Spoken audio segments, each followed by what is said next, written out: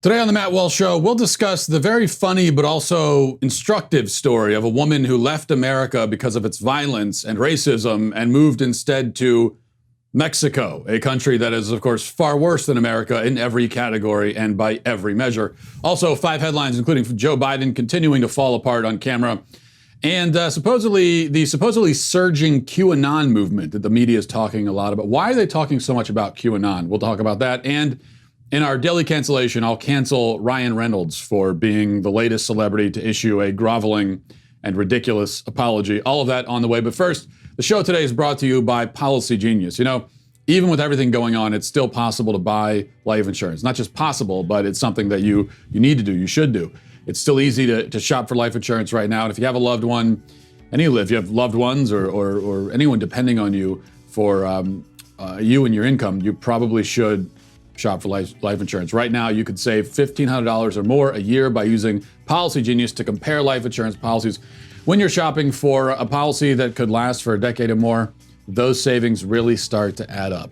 What is Policy Genius? Well, it's an insurance marketplace. It's built and backed by a team of industry experts. And it's very simple. Here's how it works. We'll go through the steps. Step 1, head to policygenius.com. In minutes, you can work out how much coverage you need. You can compare quotes from top insurers to find your best price. Step 2, just apply for your lowest price. And then step 3, the Policy Genius team will handle all the paperwork and all the red tape. So you don't even have to worry about step 3. You don't have to worry about. All you got is step 1 and 2. Just go to the site, find the lowest price, and boom, it's as easy as that. Policy Genius works for you, not the insurance company. So if you hit any speed bumps during the application process, they'll take care of everything. Look, shopping for life insurance can be pretty stressful, no doubt about it. I've been through it myself. But Policy Genius makes it easy. That's what they're there to do. So if you need life insurance, head to policygenius.com right now to get started. You could save $1,500 or more a year by comparing quotes on their marketplace. It's as simple as that. Policy Genius. When it comes to insurance, it's nice to get it right. Policygenius.com. Okay. So an article published this week on CNN is worth a closer inspection for 2 very excellent reasons. First of all, it's unintentionally hilarious. Second, it reveals the total incoherence and rampant self-contradiction of the America is racist and evil crowd. The piece titled, "She packed her bags, quit her job in law enforcement, and moved to Mexico after George Floyd's death." That's the title. Tells the story of a woman named Demetria Brown, who, as the title suggests, fled alleged systemic persecution in America and sought refuge in the peaceful utopia of the second most violent country on earth, right behind Syria, by the way. Let's read a little bit from this article. It says, on June 1st, a week after Floyd's death, Brown quit her job as a detention officer for the Los Angeles County Probation Department. In the midst of the global coronavirus pandemic, she sold her house, stuffed her belongings into 13 duffel bags, and relocated to Puerto Vallarta on Mexico's Pacific coast. Brown, 42, is one of many African Americans leaving the United States permanently for many reasons, including racism and fear of police brutality. Her flight landed in her new hometown on June 25th, a month to the day that Floyd died. We're then informed that a number of Black Americans have chosen to engage in what is apparently by some people being called Blaxit. And the article goes on from there. A little bit more from CNN. It says, while there are no official statistics on how many have left the country, Black people have turned to social media to get insight from those who've relocated, especially to African and Caribbean nations, where some say they feel safer as part of the majority. For Brown, following her heart and living without fear of racism, keep that in mind, meant moving to the resort town 1,200 miles from the city she'd worked as a detention officer since 2004. It also says that she visited Mexico several times before she decided to relocate to the nation, which the State Department says is home to 1.5 million U.S. citizens. That number includes U.S.-born children who've returned to their Mexican parents, American retirees, and digital nomads. Continues, she calls the move the best decision she's ever made. And it says, while Mexico is not perfect and has its own problems, she says, she's never encountered any racism in the tourist destination made famous by the 1960s film, The Night of the Iguana. Now, we're also told that Brown is a life coach now. and a travel blogger. And I admit, I don't know much about the life coaching business, but I would highly recommend that if you pay someone to coach you through life, and their coaching tip is to move to a crime-ridden third world country where severed heads litter the streets, ask for your money back. That's the advice I would give, all right? Now, granted, Brown, because she is so dedicated to equality and social justice, has chosen to live in a resort town where, rich people go to be pampered by impoverished locals. That's how socially aware she is. And that should afford her some measure of insulation and protection from the horrors that are a daily part of life for many Mexicans.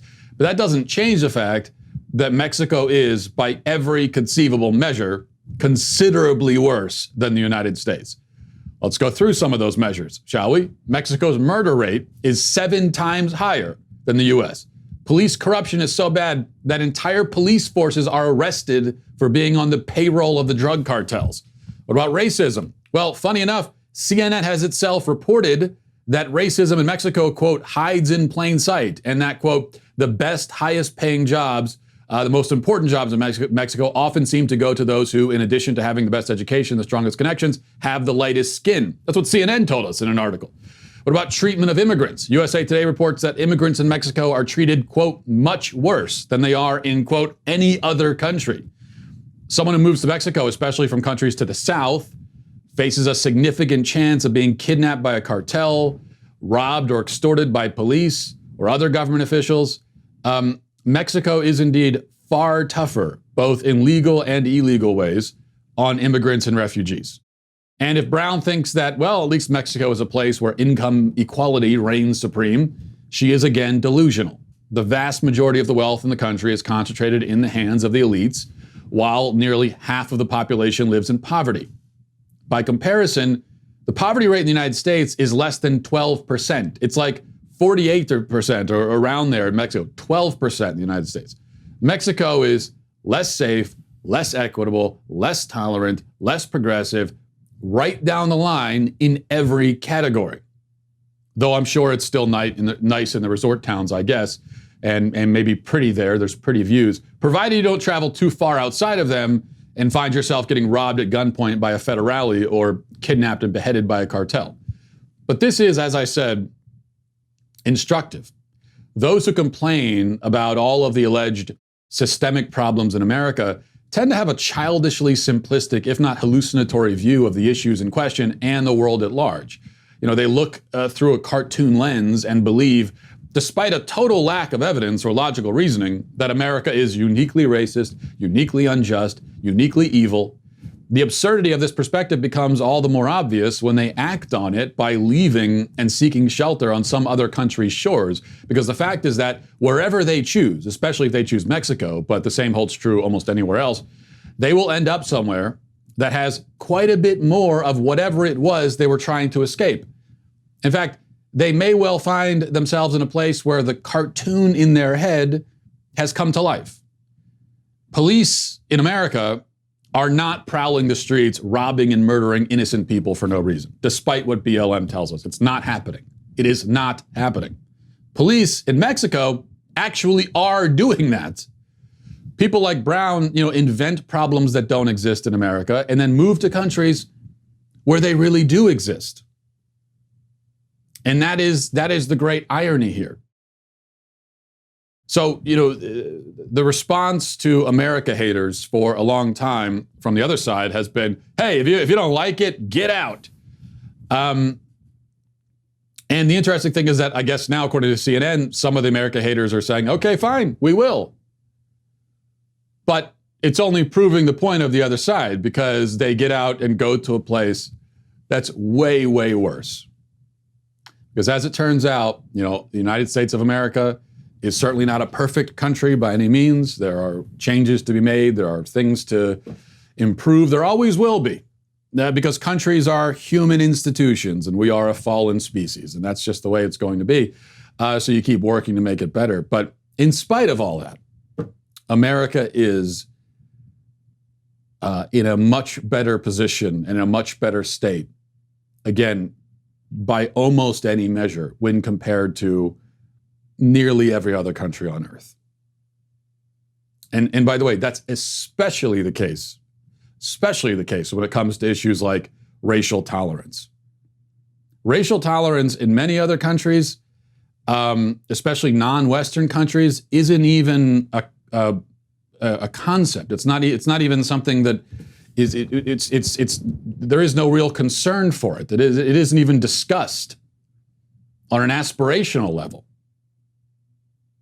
Meanwhile, the United States of America, being the most diverse country on earth with 330 million people of many different races and backgrounds and ethnicities, all living together. I mean, if you tried that experiment in many other countries, it would be a total unmitigated disaster. And here it works better than it would work anywhere else. And that's just the simple fact of the matter. Let's move on to our 5 headlines.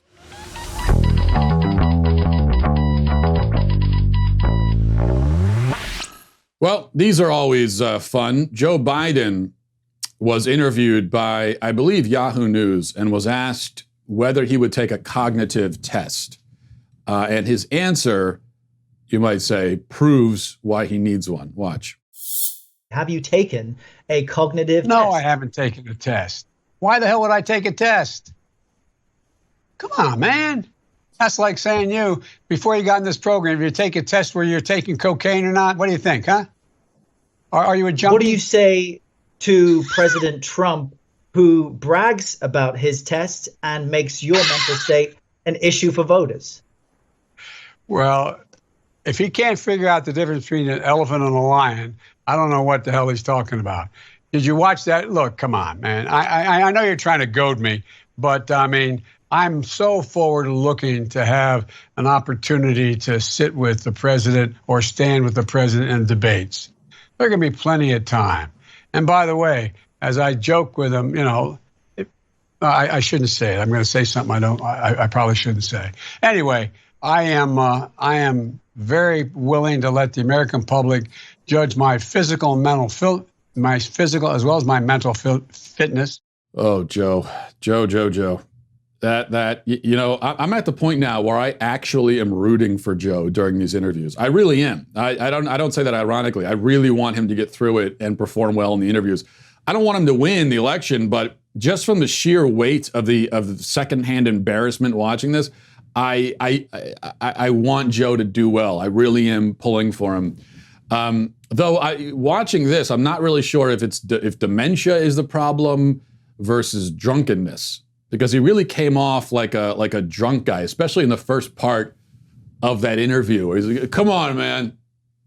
That would be like me asking you if you were taking cocaine. Come on, man. It's bad. It's bad news, and this is. And here's the difference between Joe Biden and Donald Trump. We played that interview yesterday of Donald Trump, Axios, and it was, I mean, unless you have completely sacrificed your brain to partisanship, there's no denying that interview was a disaster for Donald Trump. But, and he did stammer around like he tends to do, and it was relatively incoherent. But it's not incoherent in exactly the same way. There's sort of a difference. Where whatever else you say about Donald Trump, you don't really get the impression that he's plunging into senility, even though he's not much younger than Joe Biden. You don't get that impression. With his incoherence and his eccentricity, shall we say, it's just that's who he is. That's how he's always been. That's just his personality, for better or worse. With Joe Biden, though, it's a very different sort of thing, as I think most people can tell if they're being honest. Number 2, this was interesting. Kindergarten Cop, the movie Kindergarten Cop, is now canceled. As we go through and belatedly purge all books, shows, movies, films that might be offensive to anyone, anywhere, for any reason, Kindergarten Cop, the movie where Arnold Schwarzenegger goes undercover as a kindergarten teacher. I don't remember why he did. What was the reason for that? Was one of the kindergarten students was like in a drug gang or something? He was trying to, but I don't remember. Anyway, that's now on the chopping block. It was supposed to be shown at a film festival in Portland, and it was pulled after activists complained about it, which really is not a surprise. I mean, It's a film festival in Portland. I would already assume that you can't show any movie in Portland unless it's a movie about a black transgender polygamist furry overcoming adversity and learning to embrace his sexuality. As far as I know, there isn't any such movie. So I guess that's another way of saying you can't show any movie in Portland until someone makes that movie. And then that will be the only movie you can show in Portland. But anyway, Kindergarten Cop got pulled. And get this, it's the reason it got pulled is because it normalizes the police and it promotes the idea of having police in school. And that's a very terrible thing, apparently. We don't want that. I was actually surprised by that because the moment I saw the headline of Kindergarten Cop getting canceled, I assumed they were dumping the movie because of this scene. Boys have a penis, girls have a vagina. Thanks for the tip. What a transphobic bigot. Was that kid ever arrested? I hope so. Probably not, though. He's probably still prowling the streets, promoting, biological science and thereby killing people somehow. Got to do something about that. But no, that was not the reason that the movie was canceled. All the more reason to cancel it, of course. But I guess no one noticed that. And by the way, the reason no one noticed it is because the people that are outraged by the movie clearly have never seen it. All they heard is the title, Kindergarten Cop, and that's all they needed to know. Number 3, Jerry Falwell Jr., president of Liberty University, raised some eyebrows, as they say, when he apparently posted on his Instagram a photo of himself and a young lady on a yacht in revealing outfits, drinking what would very much appear to be alcohol. Here's the picture, which was deleted, but not before a reporter for the Houston Chronicle grabbed it and put it on Twitter. So there you go there. You've got the young lady, unbuttoned mini shorts, the shirt hiked up. Falwell, too, horrifyingly, has his own pants unbuttoned and his midriff showing. And now I, looking at this, really feel the urge to burn out my eyes with a soldering iron. Like I said, these pictures were deleted. And from what I've read, this was on a yacht, some kind of, or some other kind of boat, and was apparently a costume party. I'm not sure what costume this is supposed to be. And let me also point out that Falwell is 58 years old. And this really only proves my point that grown men, grown adults, should not wear costumes. Certainly not that costume, but really any costume. As a male, once you get over the age of 10, you're too old for costumes. And if you're a grown man, you're especially too old.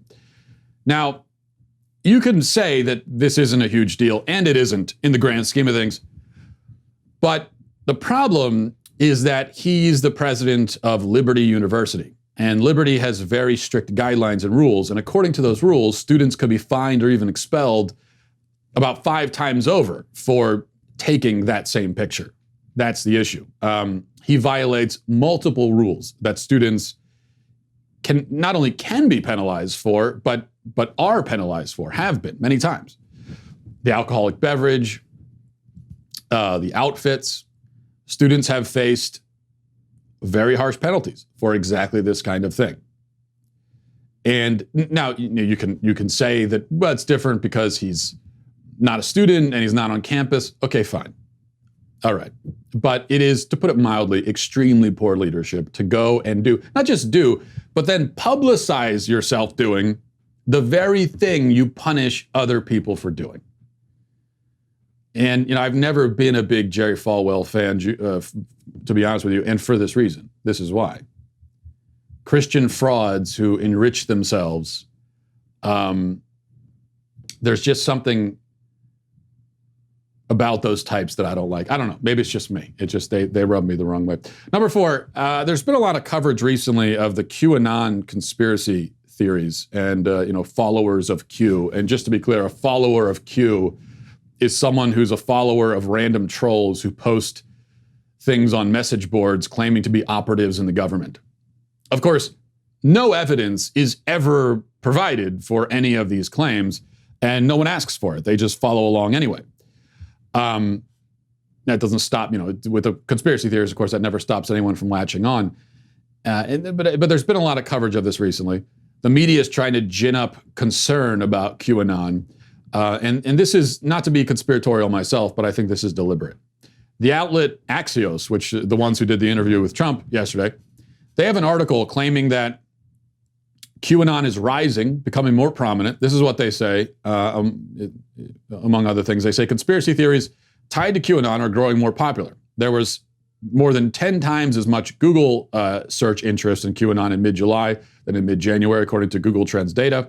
QAnon pages and groups on Facebook had nearly 10 times more likes at the end of last month than they did in July or last July.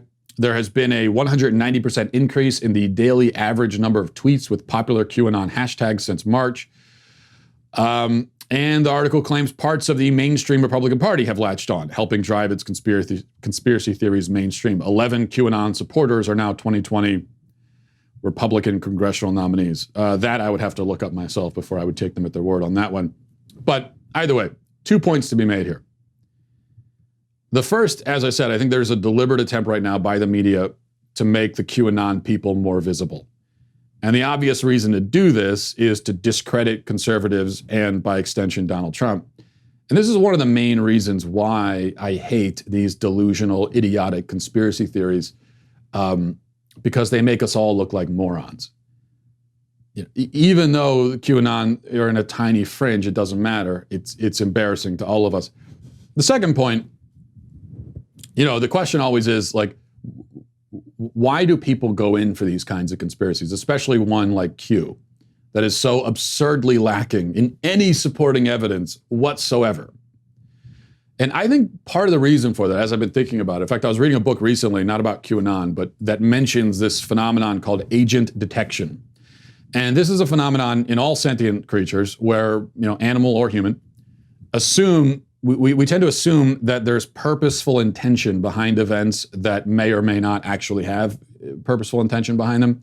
And this is an evolved capacity, and it's necessary for survival. You can see why. So, for example, a deer in the woods hears rustling in the leaves and runs off, assuming that the rustling was caused by a predator. Could have just been the wind, but instinctively the deer assumes intent, assumes there's an intelligent agent behind the noise, and runs off, which you could see how that would aid in survival. We do this too. We hear a bump in the night, you know, at your house, and immediately you assume that there's an intruder, right? Even though almost always, for almost everyone, in almost every case, the noise has some innocuous cause, but it's a survival instinct where the first thing you think is someone's in the house. So sometimes people can have what's called hyperactive agent detection, where they're inclined to find intelligent and purposeful agency behind every corner, lurking in everything. And I think that's the problem with conspiracy theorists. Perfect example. I mean, there are thousands of examples you could use, but perfect example of this, not from QAnon, but from a different conspiracy theory, the grotesque and horrendous Sandy Hook conspiracy theory. The claim that there was no massacre, it was all an act, and the parents of these murdered children are lying, okay? One of the lines of, quote, evidence for this was that an article was posted after the attack, about the attack, but with a timestamp from before the attack happened. The conspiracy theories with their hyperactive agent detection jumped in and presumed that there was some sinister intention behind this, right? Some actual willful reason for it. Now there wasn't. Timestamps on the internet are often wrong. It's totally normal. There's nothing even very strange about it. And besides, what even would be the claim here? That the media was in on the conspiracy theory and knew that they were going to do this hoax and then posted an article about it before they even did it? Why would they do that? It doesn't even on the conspiracy theorist's theory, it doesn't make any sense at all. But even so. Not to mention the whole idea of having a conspiracy theory that is that wide-ranging, that includes all these government agencies and the media, and somehow everybody keeps the secret. No. Have you ever met a person? They're horrible at keeping secrets. The idea that hundreds of people in all these different industries could be involved in something like that and never tell anybody is just another reason why the whole thing is absurd. But in any event, that's what agent detection is. Conspiracy theorists see something that's kind of an anomaly or a coincidence or an unexplained detail, and they, in their heads, extrapolate this entire wild story that is purely an invention of their imagination, but they don't realize it because it's an instinct. And for them, it's an instinct gone completely mad. Or in any case, that is my theory to explain their theories. Number 5, from the BBC, German car maker Audi has apologized for an advert showing a little girl eating a banana in front of a high-performance car after it drew a torrent of criticism on social media. So I almost feel like I don't have to read past that. That's just all you need to know. It's a girl eating a banana next to a car, and that people were upset. I don't even, you can see the picture there. I can't even quite imagine. You have to be pretty creative. Speaking of agency detection, you have to be pretty creative to find a way to be, it wouldn't occur to me to be offended by that. And that's the one thing I respect about these politically correct whiners, is that the one thing, they're very creative, just like the QAnon conspiracy theorists, actually. They're creative as well, and I respect that. So very creative in find something as innocuous as a child next to a car, and you find multiple reasons to be offended by it. There's something that's an actual skill. I don't think it's a skill that really will do you much good in life, and certainly it's harmful to society, but it's a skill all the same. Let's go to our daily cancellation. Before we do, I want to tell you about the most exclusive membership tier over at the Daily Wire, which is All Access. All Access memberships features behind-the-scenes access to live streams and discussions with your podcast hosts, myself included, as well as early or sometimes exclusive access to new Daily Wire products. As part of that, we have launched our new limited count collector's edition baseball bat in collaboration with Pillbox Bat Company. Only 100 bats are being made, and they're all going to be engraved with the individual number in the order, 1 through 100. So you want to get these now. This is the crazy part, okay? These bats were only offered to our All Access members, and they were sold out in 2 days. So if you don't want to miss out on exclusive products and offers, you should really join All Access at the Daily Wire. So I lied. I just said a second ago, you want to go now to get the bat. It's too late. You missed out. If you didn't do it, you missed out. What is wrong with you? This is why you have to listen to what I'm trying to tell you. You also get exclusive access to live online discussions with our hosts, writers, and special guests, along with joining All Access Live, which is our exclusive live stream Q&As. You can still get all of that. You didn't miss out on that. So you missed out on the bad thing. You won't miss out on this. Go to dailywire.com/Walsh, coupon code ACCESS to get 20% off your membership. Okay. Today I'm going to cancel Ryan Reynolds. And in some ways, I hate to do it, to be honest, because prior to his cancellation, he probably would have been considered one of the last universally liked and likable celebrities, and there's not a lot of them left. We've got Regis, well, he just died, so we lost him. Alex Trebek is battling cancer. Who else is there besides them? There was probably a time when you would have said, I don't know, Will Smith, but then he went off on the Scientologist deep end, so he's out. The Rock, maybe, but he's been canceled a few times recently. I don't remember why, but I know he has been. Tom Hanks has gotten too political. Who else is there? Denzel, I guess. Keanu Reeves, Betty White. A lot of people like. Is that it? Are we down to them? Well, Reynolds is off the list now, unfortunately. Canceled because of this. Reynolds has apologized because he got married to Blake Lively at a former slave plantation 8 years ago.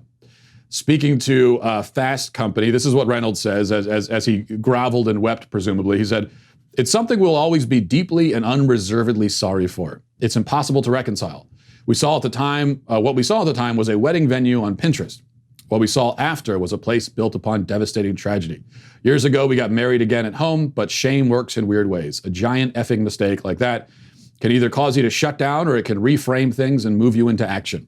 It doesn't mean you won't F up again. But repatterning and challenging lifelong social conditioning is a job that doesn't end." Okay, first of all, he deserves to be canceled just for using the word repatterning. That's definitely not a real world word, but it's exactly the kind of jargon that I'm sure therapists in Hollywood use all the time. Repatterning. Second, he's canceled, of course, because this is a ridiculous reason to apology. The place he got married is called Boone Hall in South Carolina. You can take a look at some of the pictures here. If you're wondering why somebody would get married here, well, this is it. It's just a beautiful spot for a wedding. That's all. That's why you get married there. That's the whole reason.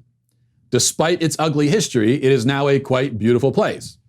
And that would be a quite logical reason for a person to get married there. There's no reason for an apology. So what exactly is the thought process here? You can't get married at a place where bad things happened 150 years ago? And is it just slavery? What if other kinds of bad stuff happened? What if you're getting married in an old mansion that's now a wedding venue, but it used to be owned by a rich guy who beat his wife? Can you get married there? How far does this go? And how much research are you expected to do into the history of a place before choosing it as a wedding venue? How far back do you need to go? And is it just weddings? Can you live in a place where bad stuff happened? I've lived in some very old houses in my life, some going back nearly to slavery times. Was I supposed to check to see if slaves were once kept in that house? And why? What is the reason for that? Is the land cursed? Is this some kind of superstition where there's some kind of residual evil left over and lurking? If you're not superstitious and you don't believe that a place can be cursed because of events that occurred there a long time ago, then what is the issue? It's just a place. It was used once for one thing, which was evil. Now it's used for something else, which is good. I don't see the problem. By the way, if we're ruling out all places where there were once slaves, that pretty much means we're all going to have to live, work, and get married in Antarctica. That kind of is all we've got left. Maybe some spots like in the middle of the desert in Australia, maybe there. Maybe the top of Mount Everest, and certainly anywhere in the ocean. You know, if you want to just float out into the middle of the ocean, make sure you're not on an old route where slave ships used to sail. But other than that, you know, and you don't want to stop on any islands unless they're uninhabited. So I guess there are a few options. I guess I'm not being totally fair here. There are a few places. You've got Antarctica, Mount Everest, middle of the ocean, deserted islands, and deserts. That's 5 places. Not too bad. And Antarctica, I guess, could be a lovely place for a wedding. Might be a little cold for doing the wedding, the photo shoot and all that. But yeah, that's completely reasonable, isn't it? Nothing wrong with that. No, there is something wrong with it. And to apologize for that is cowardly and ridiculous and many other things. So Ryan Reynolds, unfortunately, is canceled for that. And it goes without saying, everybody that was actually offended by this, the people that precipitated this apology, are also canceled. And we'll leave it there for today. Thanks for watching, everybody. Thanks for listening. Godspeed.